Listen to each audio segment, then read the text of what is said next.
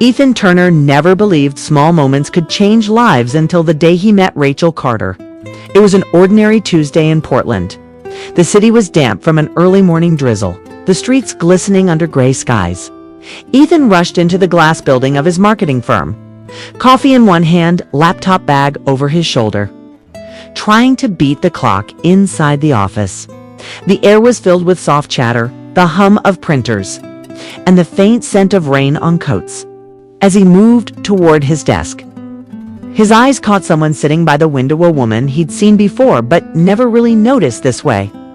Her name was Rachel Carter. She was focused on her laptop, her brown hair slightly curled at the ends, and a thin silver ring on her left hand sparkled under the light. She looked up at that very moment. Their eyes met for a brief second, long enough for something unexplainable to pass between them. She smiled politely, then returned to her screen. But Ethan's mind didn't move on as easily. He tried to push it aside. She was married. That much was clear.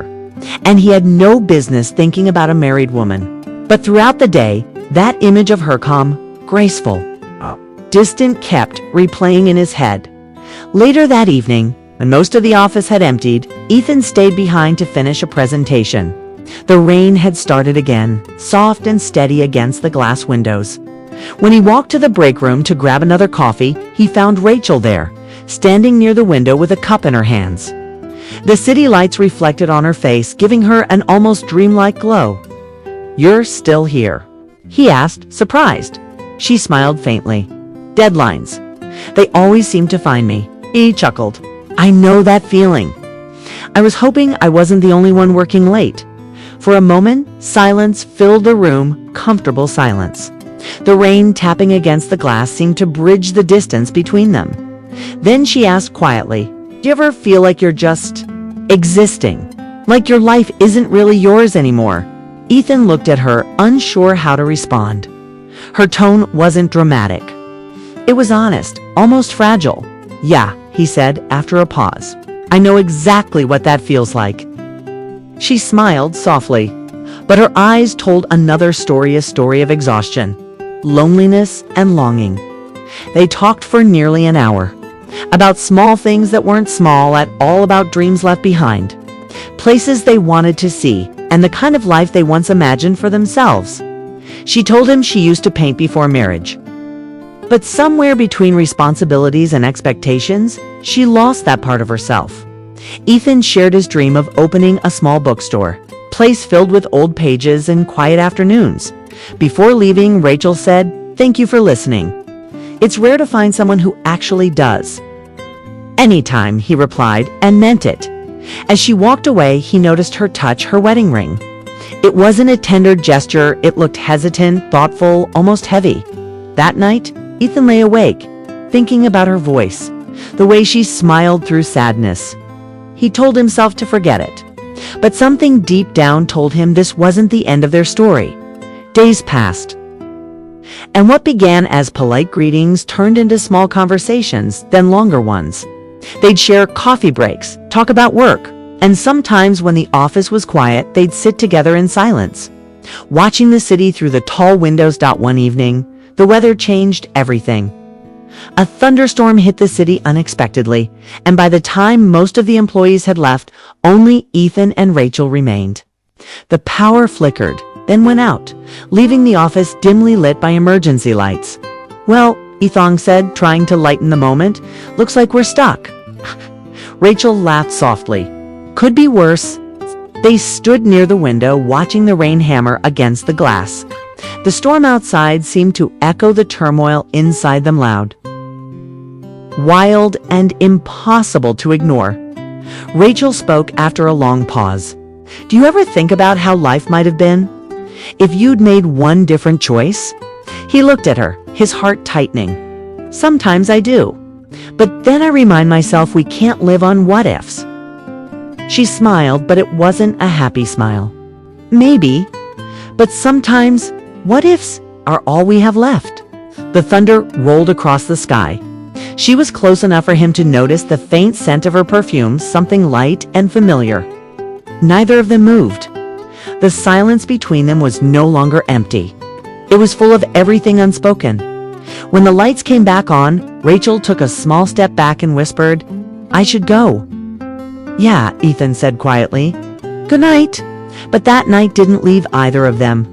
Something had changed, something both of them felt but neither dared to name. The next few weeks blurred into a rhythm of glances, shared laughter and long conversations that never crossed the line but somehow danced around it. They met for coffee at a small cafe near the park where Rachel always ordered cappuccino and Ethan stuck with black coffee. It became their unspoken routine. Once, during one of those meetings, she said, "I think people assume that marriage means happiness, but sometimes it just means you stop trying to find it." Ethan didn't know what to say, but her words stayed with him long after she left. He wanted to tell her that she deserved more, that everyone did, but he didn't. Some truths were too dangerous to speak aloud. One evening, as they walked out of the office together, Rachel told him her husband, Daniel, was often away on business trips. She said it casually, but Ethan sensed the loneliness behind the words. She laughed softly and said, "Funny, isn't it? You can share a house with someone and still feel alone." He looked at her, his voice low. "Yeah, I know that kind of silence." The connection between them grew in the quiet spaces between words, between looks. He started noticing small things. How she always hummed quietly when she was nervous. How her eyes softened when she talked about her younger days. How she tried to sound strong even when her heart seemed tired, but every time his feelings grew stronger. That ring would catch the light and reality would pull him back.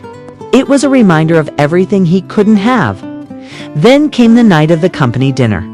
The restaurant was warm and filled with laughter, music, and the clinking of glasses. Ethan hadn't planned on sitting near Rachel, but fate had other ideas. She looked stunning in a simple navy dress, her hair tucked behind her ears. Every time their eyes met, something inside him twisted as the evening went on. Their conversations grew lighter, their smiles more genuine. Yet beneath the laughter, there was tension like two magnets trying not to pull toward each other at one point. When the lights dimmed and soft music played, Rachel leaned slightly closer and said, "You make things feel different, Ethan." He didn't know how to respond. His throat tightened, his mind raced, but he only managed to faint. "You do too." The night ended with her leaving early. As she brushed past him near the door, her hand grazed his. It was brief, accidental, or maybe it wasn't. She whispered, "We need to talk." Her voice trembled slightly, but her eyes were steady. Then she walked away. Disappearing into the crowd, Ethan stood there for a long moment, heart pounding, unsure whether he should feel guilty or grateful for what had just happened. On the drive home, her words replayed in his head. "We need to talk." He didn't know what she meant, but he knew that nothing about his life or hers would ever be the same again as he lay awake that night. He remembered her voice, her smile, the sadness in her eyes, and the way her ring had glimmered under the restaurant lights. It wasn't just jewelry, it was a symbol of everything that kept them apart. And yet, deep down, Ethan couldn't stop wishing that one day she might take it off, not for him, but for herself. He closed his eyes, knowing the story they had begun was already far beyond their control. The next morning, Ethan woke up to the sound of rain again. Portland had a way of matching his moods, lately gray, quiet, and unpredictable. He couldn't shake the echo of Rachel's words from the night before. "We need to talk." It wasn't just what she said, it was how she said it. Something about her tone carried both fear and longing. Like she had been holding something in for far too long at work. She wasn't at her desk. Her absence felt heavier than it should have. Every time he looked toward her chair, he felt a strange emptiness, as though he had lost something that wasn't his to begin with. He tried to focus on his tasks, but his thoughts kept drifting toward her. By noon, his phone buzzed. It was a message from Rachel. "Can we meet after work? Same cafe? 6:30. He stared at the screen for a long moment before typing back, "I'll be there." The day felt longer than usual. Every tick of the clock pulling him closer to something he didn't fully understand but couldn't walk away from. When the evening finally came, he found himself sitting at the small corner table they always chose. The one near the window with a view of the rainy street. Rachel arrived a few minutes later. Her umbrella dripping, her hair slightly damp. She looked tired, as if she hadn't slept well. She smiled faintly when she saw him, but there was no light in her eyes. "Hey," he said softly. "Hey," she replied, sitting across from him. For a while, neither of them spoke. The sound of rain filled the silence between them. Finally, Rachel exhaled and said, "I didn't sleep last night. I kept thinking about everything." Ethan nodded. "Me too." She looked down at her hands, the ring glinting faintly under the cafe lights. "I shouldn't have said what I did last night. I shouldn't have let things get this far. You haven't done anything wrong," Ethan said, though his voice lacked conviction. She shook her head. "That's the thing. I haven't done anything, but I feel like I have. I keep waiting for this guilt to fade, but it doesn't." He leaned forward, his tone gentle. "Rachel, I don't want to make things harder for you. If this, whatever it is hurting you, then maybe we should." He trailed off, unable to finish the sentence. She looked up, eyes glassy. "It's not you that's hurting me, Ethan. It's my life. It's waking up every morning and realizing I'm married to someone who stopped seeing me years ago. Daniel's not a bad man. He's just not the man I thought I married. He's distant, cold, we live together, but it feels like two strangers sharing a roof." Ethan's chest tightened. He didn't know what to say, so he let her speak. She continued, her voice trembling. "I tried to fix it. I tried to be patient, supportive, everything a wife should be. But after a while, you get tired of trying alone. Then you came along, and for the first time in years, I felt something." Her words hit him like a wave, unexpected, overwhelming, and painful. He looked at her carefully. "Rachel, I care about you. Probably more than I should. But you have to know I never meant to come between you and your husband." "I know," she said quickly. "You didn't. You just reminded me of what it feels like to be alive again." The rain grew heavier outside, blurring the streetlights. The air between them thickened with everything unsaid. "I can't explain it," she whispered. "You make me feel seen, Ethan. Not as someone's wife. Not as someone's obligation. Just as me." He swallowed hard, fighting to stay calm. "Then what do you want to do?" She hesitated, looking out the window. "I don't know. I can't just walk away from 10 years of marriage. But I can't go back to pretending either." Ethan leaned back, feeling torn between logic and emotion. "Maybe you need to take time, figure out what you really want. I don't want to be your escape." Her eyes softened. "You're not an escape. You're a reminder that love can still exist even when life feels empty." Those words lingered in his heart long after they left the cafe. Over the next few days, they tried to create distance. No messages, no long talks, no stolen glances. But it didn't last. Every time Rachel walked by, Ethan felt her presence like gravity. Every time he caught her eye, something inside him stirred. One evening, as the office prepared for a big presentation, Rachel stayed late again. Ethan was there too, going over slides in the conference room. She walked in quietly, holding a folder, and said, "You forgot this." Their hands brushed as she passed it to him. That small touch, so innocent, yet so electric, made them both freeze.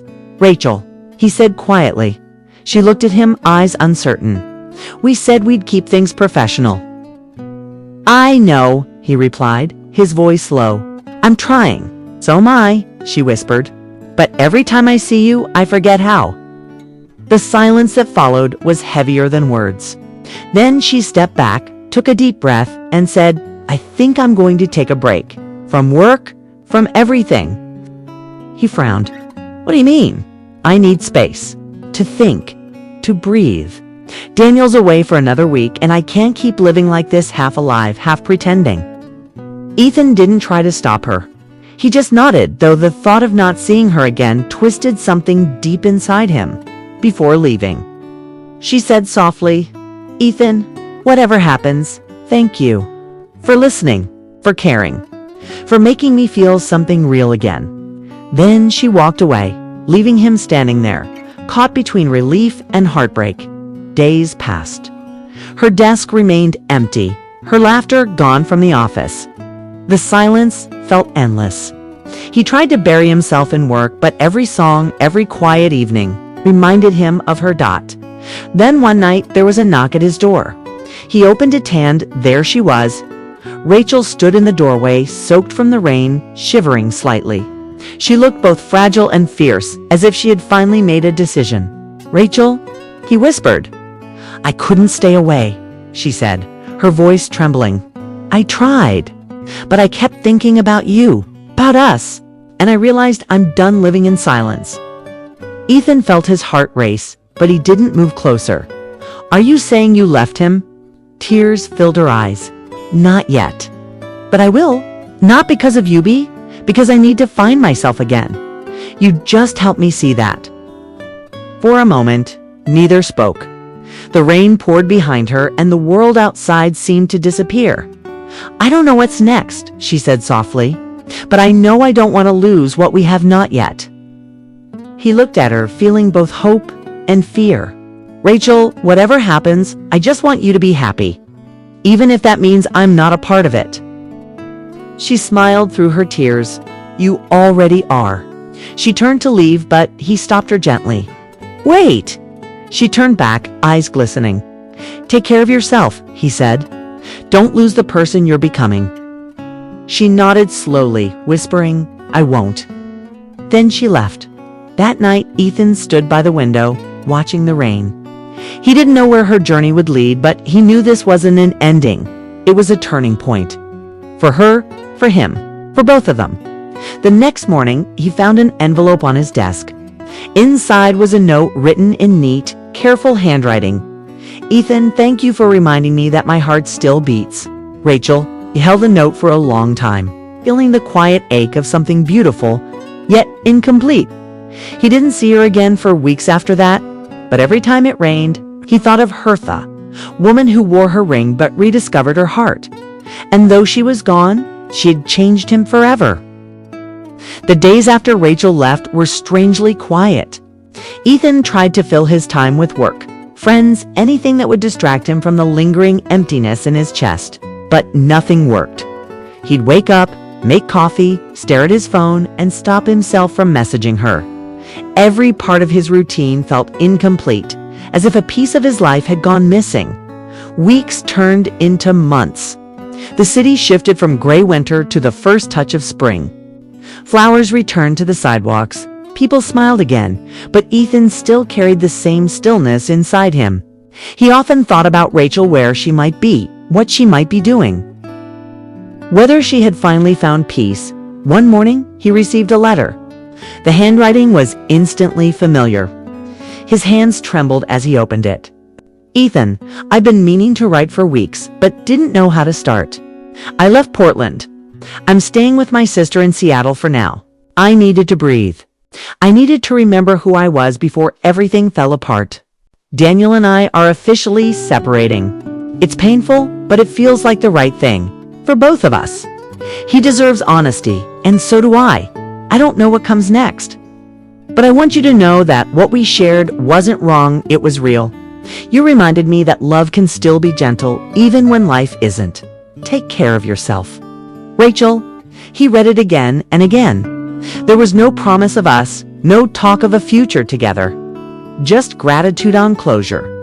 For a few moments, Ethan felt both heartbreak and relief. She had chosen herself, her healing, her truth. It hurt, but it also made him respect her even more. That night, he walked by the cafe where they had spent so many evenings talking about life, dreams, and the quiet ache of wanting something they couldn't have. The window seat was empty. For the first time, he didn't stop. He just kept walking, realizing that maybe letting go was part of loving someone too.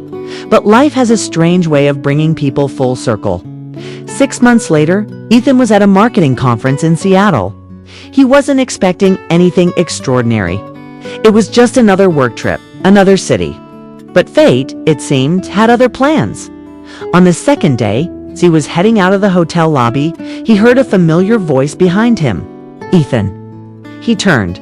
Rachel stood there, holding a cup of coffee, looking surprised but calm. Her hair was shorter now, her eyes clearer. She looked lighter, as if a storm had finally passed. He froze for a second before smiling. "Rachel, wow, I didn't expect to see you here." "Neither did I," she said with a soft laugh. "I started working with a nonprofit in Seattle. They partnered with the conference organizers." There was an awkward pause. Both of them had 100 things to say, but didn't know where to begin. Finally, Ethan said, "You look happy." Rachel nodded. "I am. It took time, but I'm finally okay." He smiled faintly. "I'm glad. You deserve that." She looked at him for a moment, as if studying the man she once shared her heart with. "And you? How have you been?" He shrugged gently. "Better, work's good. Life's quiet," she chuckled. "You always did like quiet." They both laughed, and for the first time in a long while, it didn't hurt to be near her. They decided to sit down at a cafe nearby. The conversation flowed easily, like old friends catching up after years apart. She told him about leaving Daniel, about rediscovering herself, about how she started painting again. He told her about new projects, travel, and how he'd finally learned to cook without burning everything. At one point, she grew thoughtful. "You know, I used to think what happened between us was a mistake, but it wasn't. It was necessary." Ethan looked at her curiously. "Necessary?" She nodded. "Yes, because it woke me up. It showed me that life isn't supposed to be lived halfway.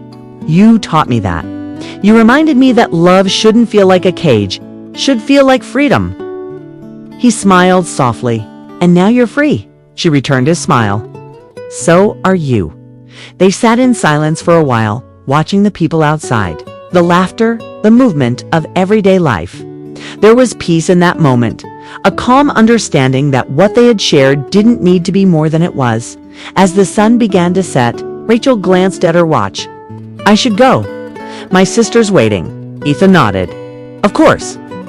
She stood, hesitated, and then said, "Ethan, thank you. For being kind when you didn't have to. For letting me find my way." He smiled. "Thank you for showing me that love doesn't always need to end in forever to be real." Rachel's eyes softened. "Goodbye, Ethan. Goodbye, Rachel." She turned and walked away, her silhouette fading into the evening crowd. Ethan stood there for a while, watching her go, not with sadness this time, but with quiet gratitude. He realized something important. Not all love stories are meant to last forever. Some exist to teach us, to change us, to remind us what it means to truly feel. When he returned to Portland, life slowly found a new rhythm. The office was different now, new faces, new projects, but sometimes when the rain fell outside, he'd look out the window and remember her smile. Years passed. He never married, though he met people and had his share of almosts. Yet Rachel's memory stayed with him, not as pain, but as a story that shaped who he became. One day while cleaning his apartment, he found the note she had left years ago. "Ethan, thank you for reminding me that my heart still beats." He smiled. It no longer made him ache. It just made him grateful for the love that came, changed him, and left him stronger sometimes. Love doesn't need a happy ending. Sometimes its purpose is to awaken something inside us that had been asleep for too long. Ethan understood that now. And as the rain tapped softly against his window, he whispered to the quiet night, "Thank you, Rachel." The sound of rain became his closure, gentle, endless, and real.